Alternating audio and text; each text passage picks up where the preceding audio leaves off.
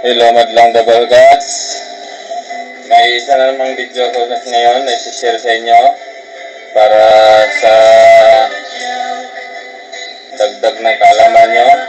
Nakita nyo yung ito, itlog. Papasukin natin ngayon yan dito sa loob ng bote ng isang soft drinks.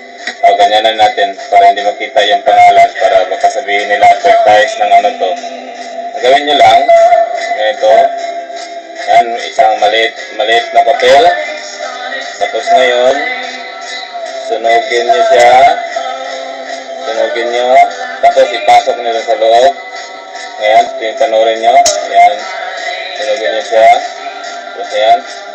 Pasok nyo din sa loob. Tapos ilalagay nyo yung doon sa taas. Ayan. Ayusin nyo na walang yung itlog. Hindi siya magano doon sa taas. Para ngayon, papasok siya doon sa ilalim para hihigupin niya yan. Hihigupin niya konti-unti. Ayan. Ayan na. Hinihigup niya na. O, panoorin niya lang. Ayan. O, ayan. Ayan. Wala. Hindi niya hinihigup. So, kailangan niya maghanap ng paraan para papasok siya doon sa loob. O, ayan. Papasok na siya doon sa loob. Ayan, ayan. Ayan. Papasok na siya sa loob. Papasok na sa loob. Ayan. Okay.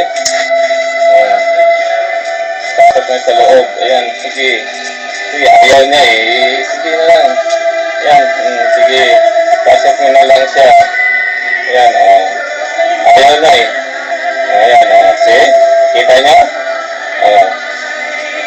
Sige. Ganyan lang, pasok nyo lang yung lahat. Papasok siya. See?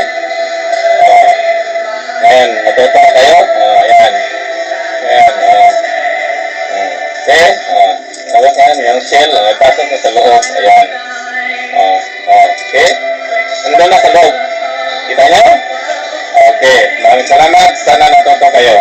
Muli, magpunas muna ako ng kamay ko.